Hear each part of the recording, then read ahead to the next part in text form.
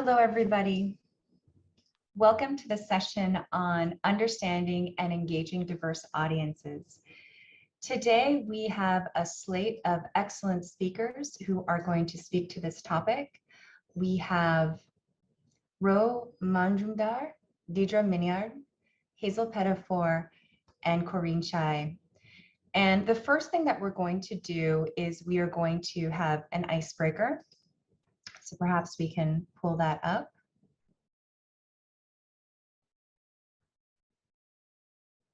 Okay, so just take a moment to answer this question. What is the most impactful behavior one can take to reduce the effects of climate change?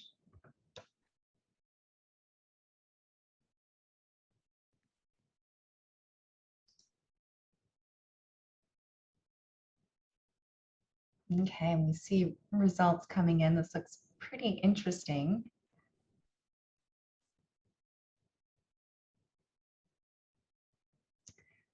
All right. And as we see these results, it looks like the balance of everyone here in the room is thinking that formal action, so for example, lobbying, might be the most impactful set of behaviors that people can take to reduce the effects of climate change. And this is a topic that's going to be brought up later on in our presentations. And so what we're going to do today is we are going to go through the different presentations. The presenters are going to give their talks. We're going to have time for maybe a question, maybe two. And then at the very end, after Corinne has finished her presentation, we're going to break out into two different breakout groups where people can stick around and the speaker is going to be available to answer any questions. I just want all of you to know that I unfortunately will have to leave a little bit early, right at 2 p.m. Eastern. So Corinne is going to take over and then field those last few questions before we break out into the two breakout groups. So with that, let's transition to our first speaker, who is Ro. She is a third-year PhD candidate pursuing a joint degree in psychology and social policy at Princeton University. She is advised by Elke Weber, and their research together is generally about the psychological and behavioral dimensions of climate change. Ro is especially interested in how people function as members of social networks and how social influence impacts environmental behaviors. She's also interested in cross-cultural psychology and furthering climate justice through her research agenda. So with that, Ro, please take it away. I am excited to hear your presentation. Thanks. Yeah, thank you for the introduction. And do my slides look okay? They look great, yes. All right. So yeah, I'm going to talk to you about my research with my collaborators at Princeton and Oxford, so Greg Sparkman, Radhika Khosla, and Elke Weber. And this project is actually a part of larger efforts by our extended research group towards net zero. And our focus is on diffusing energy efficient technology through the consumer base. And so obviously that's a demand side solution. But I'm not denying kind of like the importance of supply side and policy measures that industry actors and government should take. Those are obviously very important, arguably like the most important. But as a psychologist, like this is kind of what I'm interested in. We're taking this like social norms lens to the issue. And we're also doing it in two countries, India and the US. And psychologically, this is interesting. It gives us an opportunity for some cross-cultural comparisons. There are two very different cultures. India also is very understudied, and basically we have no reason to kind of believe that Indians would behave or think in the same ways as Americans or people in other weird countries. And by weird, I mean Western, educated, industrialized, rich, democratic. And also India is really important in terms of climate change, like a huge focus at COP26 right now. And partly that's because it obviously has a very large population, currently the second largest and projected to overtake China soon. And so that means that India has a very large national carbon footprint. But that is mostly driven by its large population, and the per capita energy usage is actually still shockingly low. And just as a comparison, the average American is estimated to use anywhere between 10 to, some sources say, 30 times more energy than the average Indian. Um, and so obviously there's that disparity. And also what's going on in India is that as more and more people gain access to electricity and experience more severe weather, the market for household appliances is projected to rise exponentially in the next years, and especially for air conditioners, which is the behavior I'll focus on for this talk. And so it's really important which norms end up taking hold during this time. So that's really key. And ideally, people would opt for more sustainable versions of appliances that they are about to buy.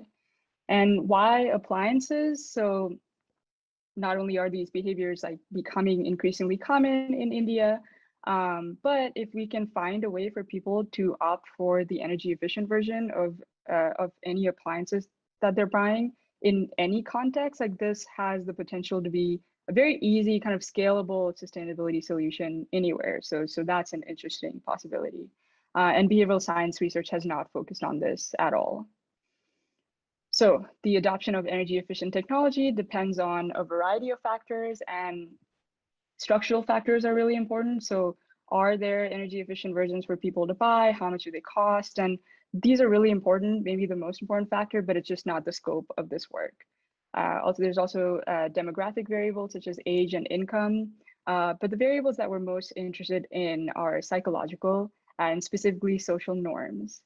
And so social norms have been shown to be very effective as behavior change tools in a variety of different contexts, including the environment. So social norms are basically just explicit or implicit societal rules that generally people tend to abide by, which is what makes them normative in the first place. So psychologists have gotten people to reduce their household energy consumption, reuse towels in hotels, or get people to eat less meat and all that. But in the past, these interventions have mostly focused on manipulating one or two norms to target certain behaviors, when in reality, norms don't exist in isolation, right? So suppose you're a practitioner and you want to target behavior A in a new culture, and you know from past research that norm one is related. But what happens if for whatever reason, like you cannot manipulate norm one, like maybe it is too strong to shift in the context that you're studying, or maybe it's just fully irrelevant in that context. So the good news is that behaviors are multiply determined by many, many, many norms and attitudes. And so I'm going to show you, hopefully through this talk, how we can use this networks approach and to help us kind of identify viable substitutes and just generally help us design more effective culturally sensitive intervention strategies. And so this is interesting psychologically because, like I said, like norms have only been studied in isolation, but here we're treating many norms, attitudes, and behaviors as part of this complex system of mutually influencing variables. And so the remainder of this talk, I'm going to get into some specific examples, but I just want to kind of spell out our research questions today. So do norm networks differ across cultures? And spoiler alert, like, yes, they do. But what that means is that culture shapes societal rules and beliefs and attitudes and behaviors, and they're all organized kind of differently in different cultures, as I will show you visually in a few slides. But what that means is that the same behavior has to be targeted differently in different places. So we can't just generalize to new cultures based on findings from Western cultures, right? And then specifically for some applied findings, I'm going to get into how we can increase willingness to buy energy efficient appliances, specifically air conditioners in different cultures. So we ran 2 studies, large online surveys and ends larger than 2,000 in each place, and we measured norms and attitudes and behaviors. But again, I'm just going to focus on air conditioners today. And so we took all these measured variables, we took the pairwise correlations between every item with every other item that we measured, and we plotted it in a network. And so the next slide, it's going to seem like a lot, but I'm going to tell you what to focus on. It's going to be the force directed graphs for both countries. And on the left, you have India, and on the right, you have the US.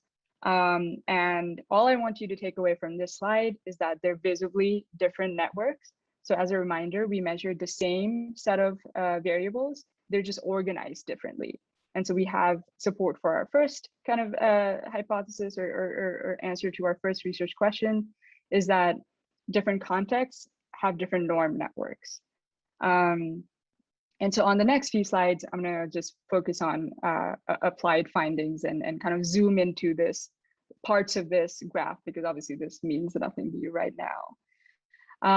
So yeah, on this slide, let's focus on this node, node 52. It's the behavior of wanting to buy an air conditioner. So by that, I mean just personal consumer demand for air conditioners. And again, this is India and this is the US. So in India, you'll see that node 52 is actually pretty close to node 53, which happens to be the willingness to pay more for energy efficient air conditioners. And I'm going to return to this point later on the next slide because I think it's important. But for now, I also want to point out that node 52, demand for air conditioner generally, is also close to these other norms and attitudes, and most of them have to do with the mistaken belief that air conditioners are not bad for the environment. Whereas in the US network, the same node 52, demand for air conditioners generally, is close to norms and attitudes that are more to do with quality of life and social status, and also to a certain extent, the belief that ACs are not bad for the environment. But then also people are responding to descriptive norms about how many others around them want or buy or are buying ACs. So you can start to see, hopefully, that the same behavior is more proximal to different attitudes and norms in different places. And that just means that we have to use different intervention strategies in different places for the same behavior. So now to focus on the behavior we're actually interested in, which is captured by node 53, which is here in the India network and here in the US network. And so how do we increase consumer willingness to pay more for energy efficient ACs in these countries? So in India, you might recall from the last slide, the decision to buy air conditioners generally was pretty close to the willingness to pay more for energy efficient air conditioners. And this probably has something to do with the fact that climate change in general just is not that big of a kitchen table issue for most Indians yet. The issue of climate change is it's just not as politicized or as salient in India yet. And so people are not necessarily thinking about environmental impacts of ACs. Some of them hold the mistaken belief that ACs are not even bad for the environment. People are still in the market for energy efficient ACs, but that probably has more to do with the long-term financial benefits and money saving benefits from using energy efficient appliances, or even here, these norms about social status and quality of life. As you might remember, these norms and attitudes about status and quality of life also determined general demand for ACs in the US. But here you'll see that the willingness to pay more for energy efficient appliances in the US actually has more to do with climate change beliefs. So climate change concern, mitigation, climate action, and that kind of thing. So in the US, the way that you would get people to be willing to pay that premium for energy efficiency could be through institutional signals from the government. So whether that's policies that make energy efficiency the default, maybe it's like offering subsidies for these energy efficient appliances, or maybe even a higher kind of perceived voter engagement in climate change could work. So it's more driven by climate change concern than it is in India, because climate change just isn't that much of a concern generally yet. in that context. And so just given the time constraints of this talk, I've only really talked about one behavior, but hopefully I've been able to demonstrate this larger point about context sensitivity. So like I've said before, like there's no reason to believe that Indians or other non-Western audiences would think or behave in the same way as Western countries, which behavioral science research has mostly focused on thus far. And now we have even more evidence to that tells us that these cultures are different and that the way that norms are organized in these cultures are different.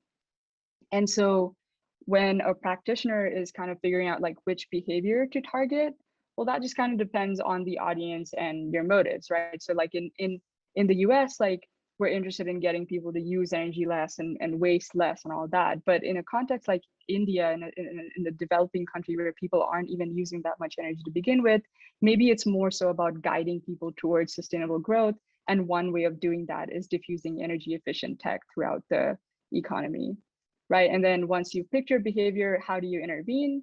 So hopefully I've been able to show you that there probably isn't a one size fits all solution when you're dealing with diverse audiences. You can't necessarily generalize from Western countries to other countries.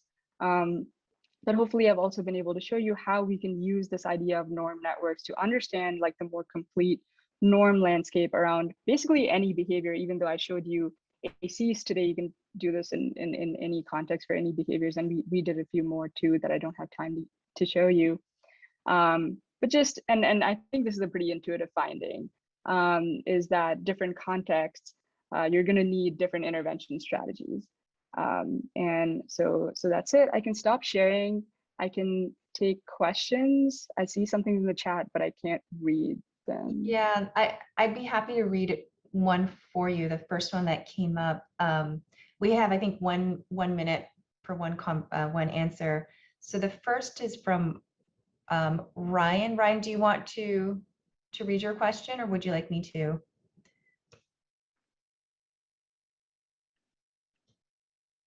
Okay, so I can read it out loud. Does the relationship between desire for AC and belief that it's not environmentally harmful possibly reflect cognitive dissonance? Yeah, absolutely. I mean, I think it would be pretty hard for people to simultaneously hold the belief that ACs are bad for the environment, but then also hold the desire to have them. And so there is that. But in India, there's also like probably some amount of lack of information or just like a lack of salience about climate change so far. So yeah, that's definitely relevant, and I can elaborate a little bit more on the chat, but we should move on to the next presentation. Great. So thank you. Thank you so much, Ro. That was excellent. So now we're going to have a presentation from Deirdre, and she is a PhD student in the environmental science program at the O'Neill School of Public and Environmental Affairs at Indiana University, Bloomington. Her research integrates social science and environmental science to understand how to motivate action on climate change. She studies perceptions of the energy system and energy transitions and the motivations driving support and opposition towards decarbonization. She also studies the social and temporal dimensions of climate change action. So thrilled to have you here today, Deirdre. And with that, please take it away.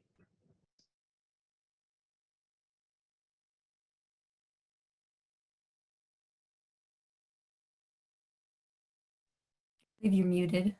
Yeah, okay. Which screen are you seeing? Because the share screen button looks totally different from when we We met. are seeing the presentation. Yeah, looks great. Looks perfect. Okay, you just see the presentation? Okay, Yes. cool. Awesome. Oh,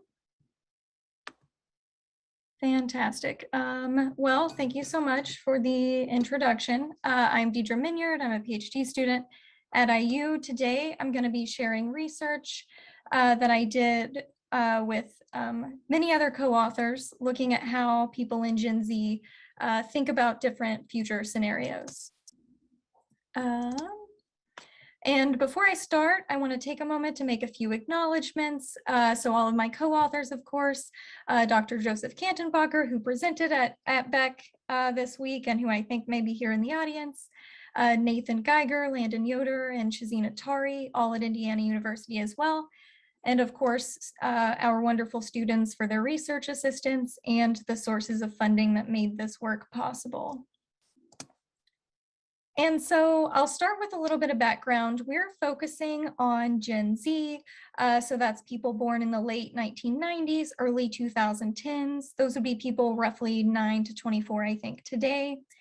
We're focusing on them because the older members are starting to either enter college or graduate. So they're taking more active roles in society. And this generation is currently facing and will continue to face a lot of challenges. Climate change is a big focus of this conference, and a lot of other challenges as well that will all be exacerbated by climate change. And so it's important to understand how young people are thinking about the future, because that's going to guide the actions of that generation, right? The issues that are more salient and prioritized may be what they're focusing on in the future. And connecting people to different future scenarios can foster future-oriented behavior. And then the emotions around how people are thinking about the future can also lead to motivation in some contexts and can cause inaction in other contexts. Hope can be both a motivating factor as well as despair, or it can cause people to not act.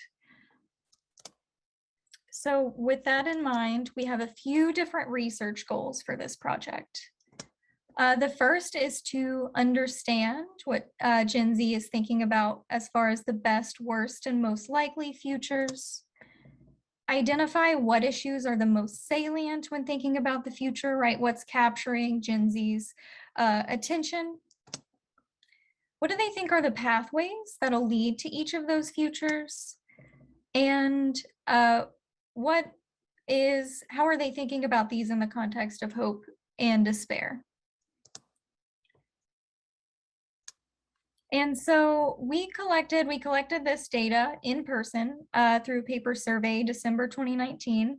That date is important as we collected this data right before the COVID pandemic really reached the United States.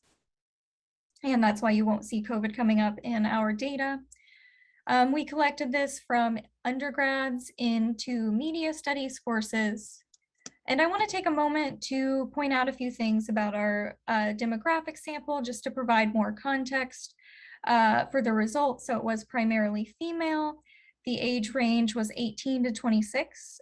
We did have 8 people who were above the age of 22 at the time we collected data that would put them in the millennial generation. And then, of course, our sample did skew towards liberal and moderate as far as political ideology. And so how did we collect this data? Well, we first asked people just to describe what does the best, worst, and most likely future look like? And over in those little bubbles on the right-hand side, you can actually see the questions that we asked people. And we also asked people what would need to happen to achieve the future they described, really to get at that pathway of what do they think leads to each future description that they're giving us. And then finally, we asked what gives them hope, despair, and inspiration about the future. And so to analyze results, we did what's called thematic coding. So we went through and tried to see what themes are emerging in the data, what themes are coming up most often in how people in this generation are thinking about the future.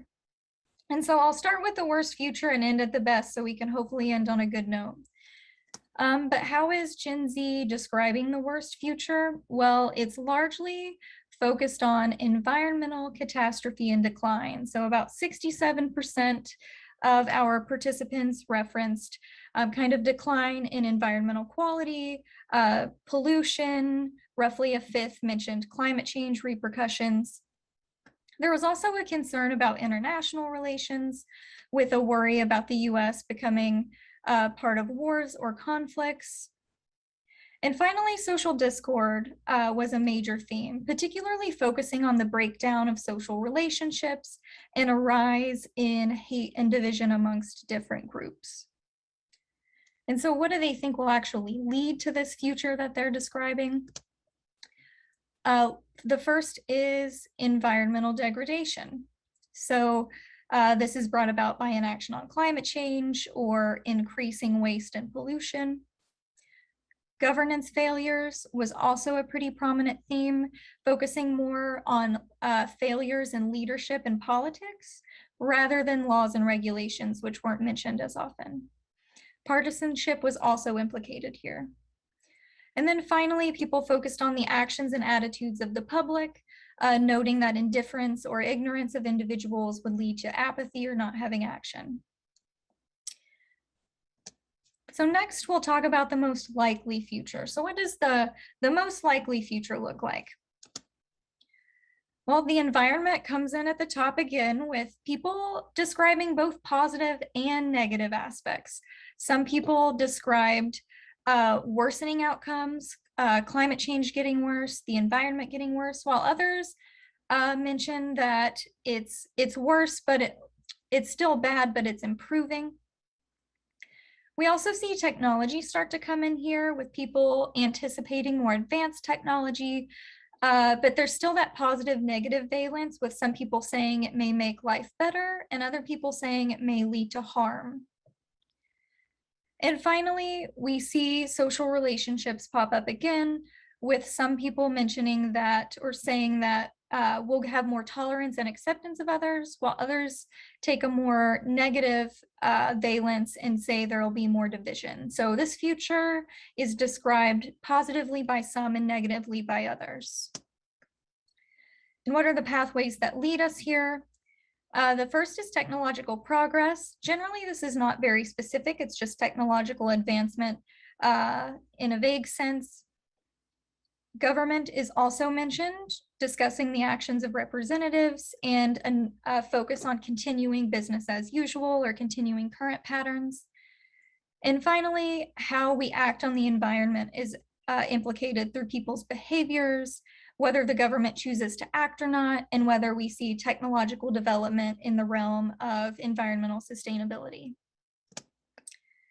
And finally, to end on a better note, what does the best future look like to Gen Z? In the best future, again, we see environment with people referencing improved environmental conditions. Social dynamics are also improved, focusing on eliminating or reducing racism and sexism. And seeing technology as well, noting technology may improve or advance our way of life. And how do we reach this much better future they described? Through good government, focusing on laws and regulations, and good politicians, technological progress and advancement, grassroots changes, improving relationships and people acting together, and taking action on the environment. Now I'll quickly go through people's sources of hope, inspiration, and despair. Hope and despair came out of other people, how other people behave and act. People got hope from their generation and seeing improvements in technology. They got despair from lack of action from government and lack of action on the environment. People were largely inspired by themselves, by other people, and by wanting to improve the world for their future selves and family. And so this very bright figure you see here kind of summarizes everything we just talked about. And so you can see a few things stand out. So first, the environment is present across all the futures people describe, but the way it's talked about is very differently. We also see social relationships playing an important role as well. And the pathways are largely focused on whether or not people, how the government is acting, how people are getting along, and whether or not technology is leading to good or bad outcomes. And with that, I can stop and take a question or two. Thank you so much, Deirdre. We can see if we have one question, and if not, we can also hold off until we get to the discussion at the very end. Okay, so I'm not seeing questions right now in the chat, but I imagine people are still thinking about that. Thank you for ending on that positive note. That's very interesting. Okay, so we're going to transition to our next speaker. And so Hazel is a postdoctoral researcher at the Tyndall Center for Climate Change Research at the University of East Anglia, based in Norwich, UK. She has a PhD in applied social and economic research. She specializes in the analysis and application of empirical social science data. Her research interests include consumers and the adoption of low carbon technologies. Okay.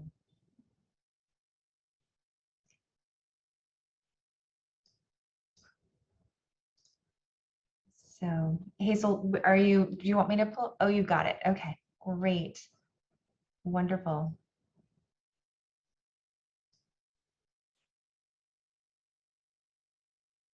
Right, hold on, I'm almost there. I don't know what I've got. Somebody else's. Let's get rid of this.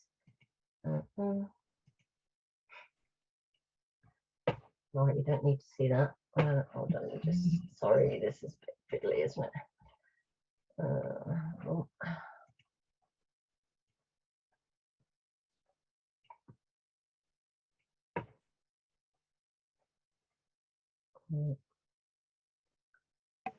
Okay, can you see my slides there? Okay. Yes, looks perfect. Yeah, so welcome everybody to rural Suffolk in the UK on quite a dark, dreary evening. Welcome to this talk. It focuses on low carbon lifestyles and more specifically, the lifestyle landscape for positive change.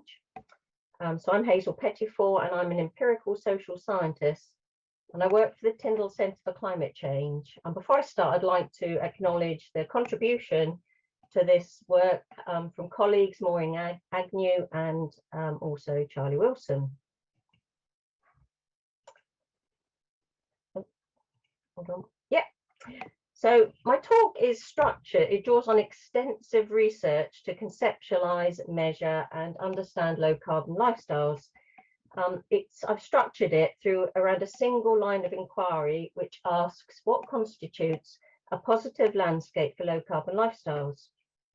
So to answer this question, we present our framework for conceptualizing and measuring low carbon lifestyles.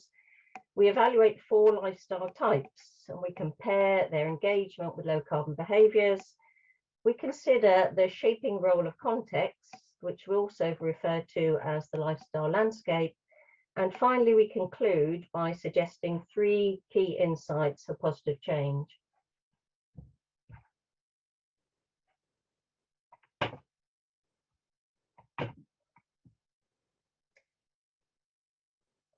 Oh, sorry. Right. So tackling climate change, as we know, requires changes to our daily lives, particularly with regards to what we eat and how we travel and how we heat and use energy in our homes. So our lifestyle model, which you see on the slide, offers a universal way of looking at lifestyle. It distinguishes between groups of like-minded people who behave differently. So we see low carbon lifestyle very simply as a way of living, and this can be measured through 2 main dimensions, and those are low carbon behavior, which you see in the box in green, and low carbon cognitions, the box in orange. So low carbon behavior includes actions which avoid energy or emissions, such as turning down the thermostat in your home, those that shift to lower energy alternatives, such as a low meat diet, and those that use or adopt improved low carbon technologies, such as an e-bike or smart tech in your home. Low carbon cognitions in the orange box direct these behaviors. So people engage in low carbon behavior if they are empowered to act, so perceived behavioral control, if they hold certain values, if they seek healthy outcomes, or if they hold strong beliefs in climate change. So people's ability to act on their cognitions is shaped by the contextual landscape, which we illustrate to the right of the diagram. It's socially directed, so if influenced by family, work, education, society, and it's also material. So it can include access to infrastructure such as mobility transportation systems, as somebody's already said, networks and other networks.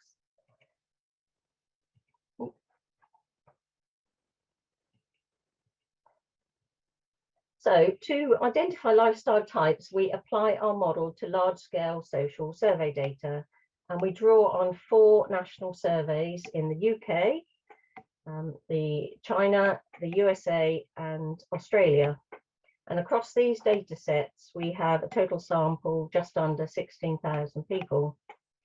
So in each country, we select variables that measure all the constructs in our model. We use hierarchical cluster analysis to identify 4 consistent lifestyle types. So these types are resourceful, active, constrained, and cautious. Each lifestyle type varies in the strength of their low carbon cognitions and their engagement in low carbon behavior. Each lifestyle type varies in cluster size. So the share of population figures that you see on the right show that active types are marginally the biggest lifestyle group. So to examine the contextual landscape, we develop membership profiles across a range of social and material factors, all which draw on variables from the 4 large-scale social surveys.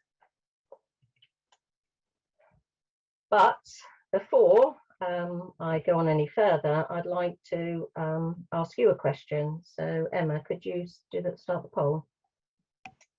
Okay, do you think that lifestyles associated with climate-friendly decision-making are those? So choose the first one if you think they're people that have more available resources, such as wealth, education, they're tech savvy, and they're very supportive environments. Do you think they're those people that are more active? So they're goal-driven, they seek healthy outcomes.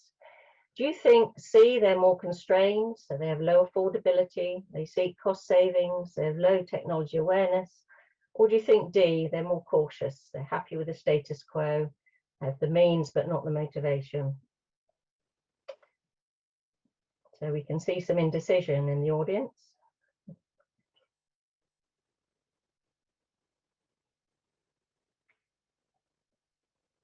Okay, I think we've got an end. Oh, that's interesting. So more people have gone for active, and so the top 2 answers then, active and the resourceful groups. Okay, if we can just stop sharing that. Okay, so to answer that, really, I'll address some of our main results. Oh, I don't need to stop sharing the poll.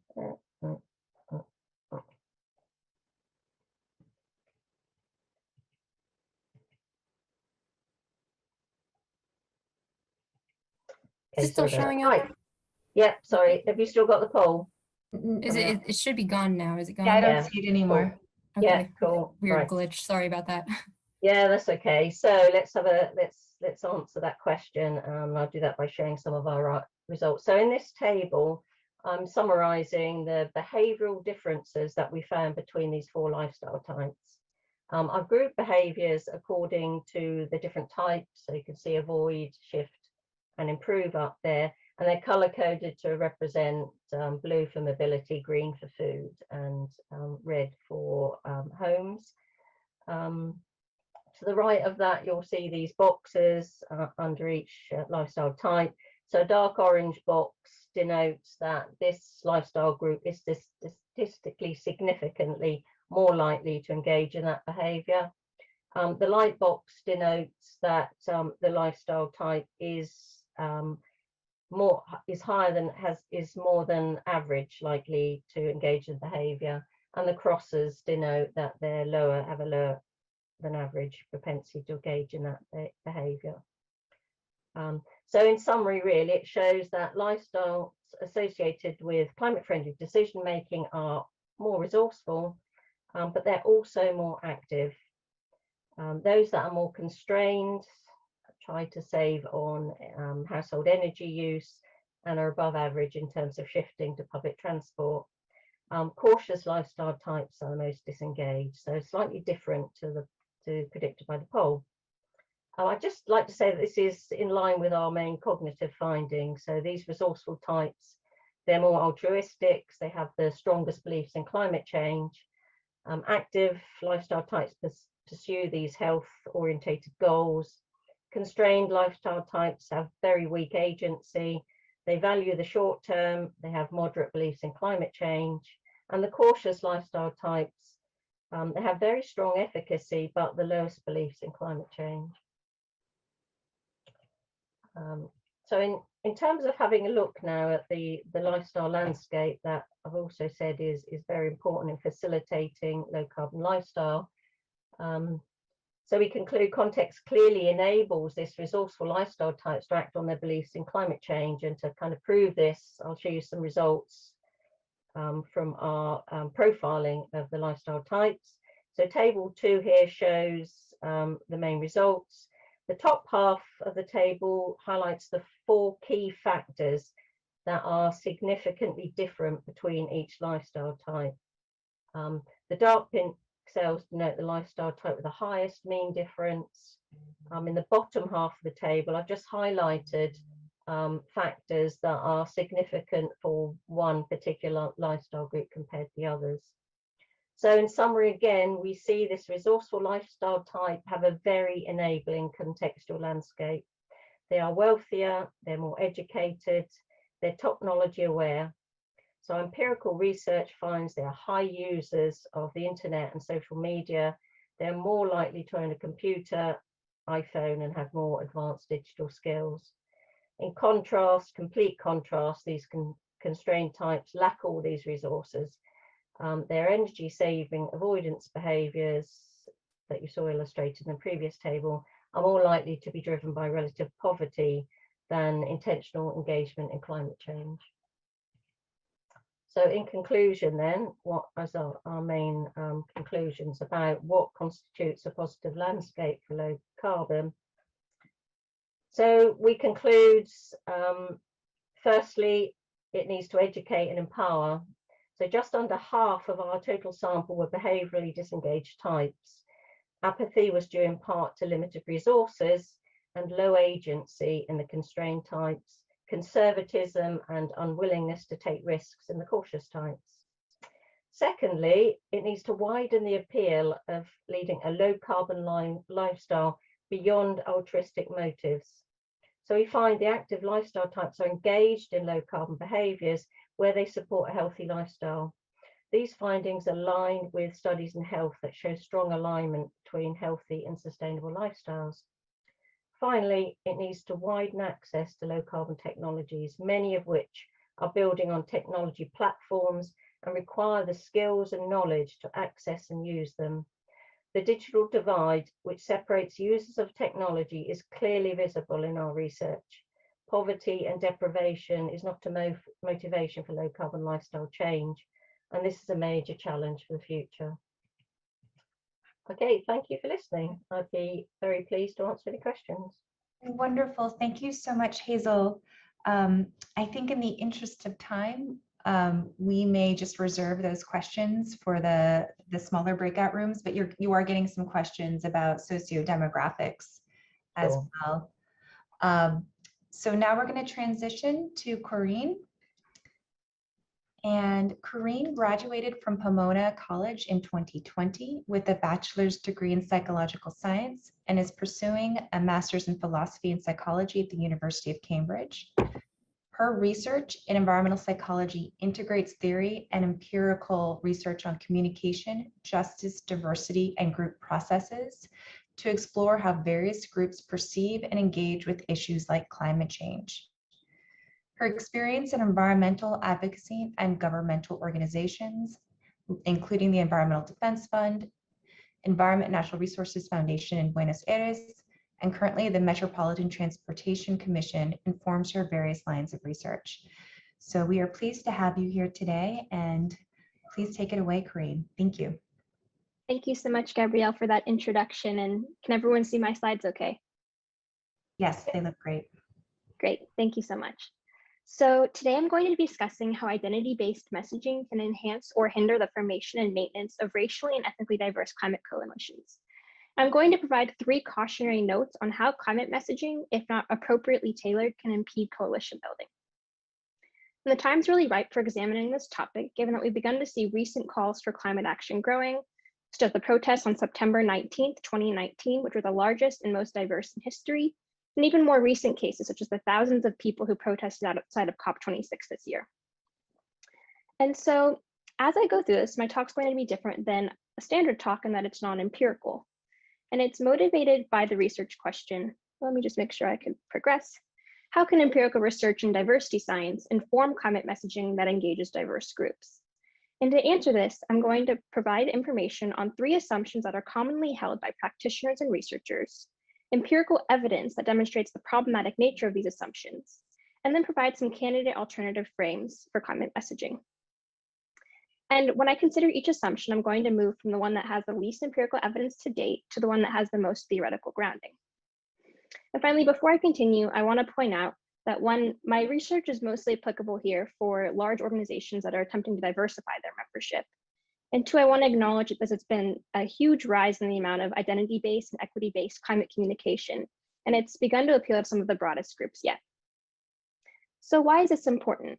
Well, climate change disproportionately impacts vulnerable groups and is expected to worsen inequality over time, which may make cooperation and collective decision-making difficult. Second, environmental organizations are looking to diversify, but they have a history of excluding minority groups from the decision-making table. And third, the political left has begun to make recent progress in history in forming a diverse climate coalition unified around a single policy platform with environmental justice as its focus. So let's move to the first assumption, that narrowing messaging towards specific identity groups will engage targeted individuals. And while this can occur, it is not always the case. So take, for instance, the word environmentalist. This seems like a fairly innocuous label, but my co-author and collaborator, Adam Pearson and colleagues, have actually shown that both whites and non-whites associate the term with white, highly educated, and middle-class people. So this kind of appeal and label might therefore fail to engage other racial, ethnic, and socioeconomic groups. And one theory that may explain why this kind of appeal backfires comes from research on identity-based motivation. And this theory basically posits that people follow the perceived normative behaviors of their in-group, and that race ethnicity is a key social identity for people of color. So it often defines which behaviors and groups people of color see as congruent with their identity. And when this theory was tested for health promotion behaviors, they found that priming race ethnicity actually increased the health fatalism of minority groups, making them see unhealthy behaviors as characteristic of their in-group. So with this in mind, we can say that narrowing messaging towards specific identity groups can sometimes backfire in engaging targeted individuals. Now, a few potential candidate alternative frames are to employ broader category frames and to find identities that transcend racial ethnic groups like national identity or religious identity. And a social identity approach has actually been found to further the climate beliefs of Christians by making them see climate change as a more religious and moral issue.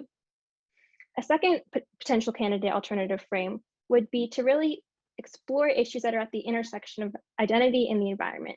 So for example, people think about the environment as a function of their race and SES, with non-whites and lower income people actually seeing, quote, human-oriented issues like poverty and racism as more environmental.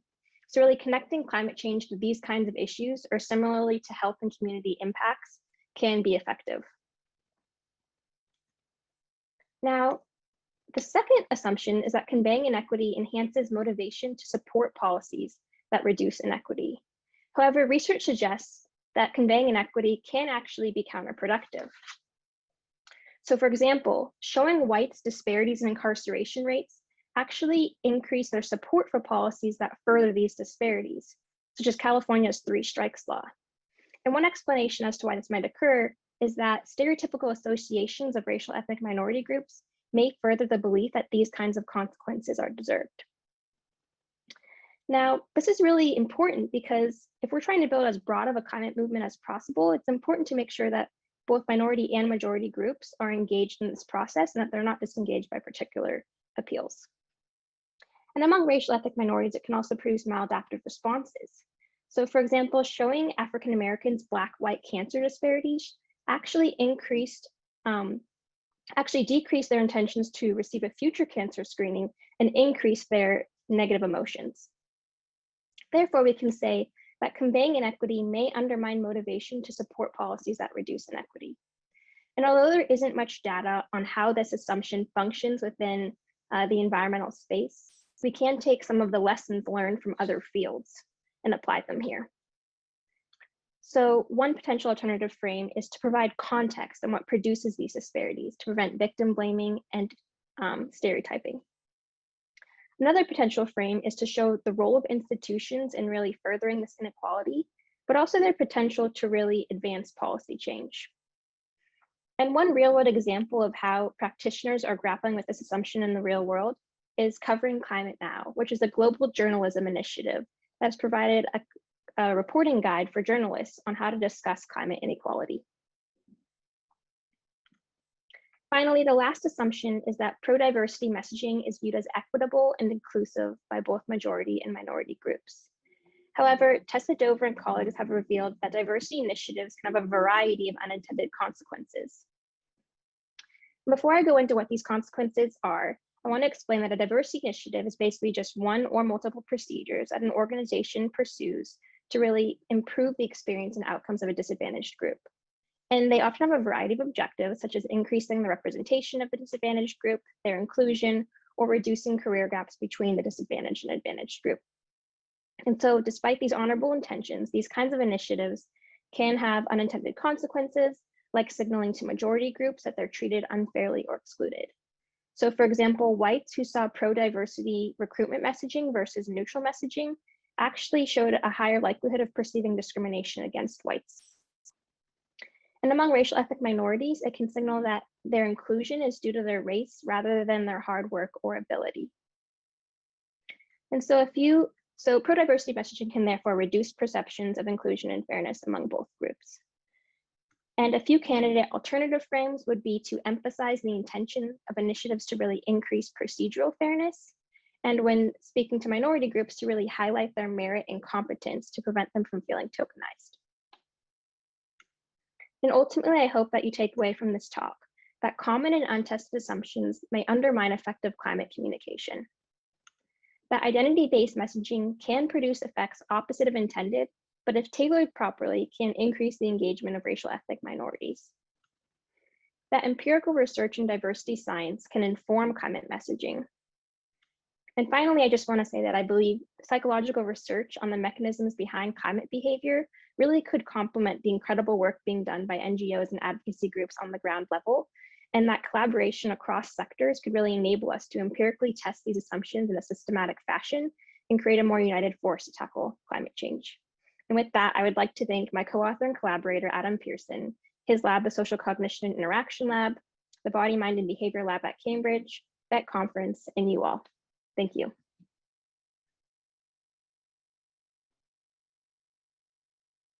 And I think with that, I have maybe time to answer, a question or two, and then we can have a larger panel discussion.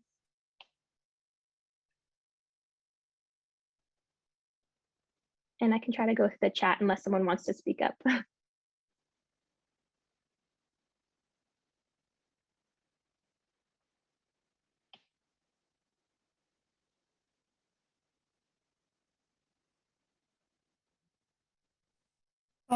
Corinne, it seemed like one person would love to get your slides or paper if you have one. Yeah, I'd be happy to provide that. We're finalizing the draft right now, and then I'd love to get people's contact information and can pass that along.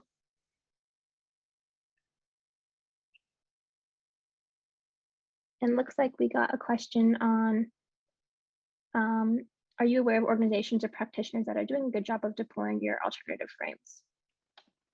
So I'm not specifically aware on a ton of organizations that are using equity-based or identity-based messaging, but there are a variety of organizations out there that are doing great work on providing resources on coalition building and on, discussing inequality in ways that is less likely to disengage groups. And I'd be happy to send those resources along to people as well.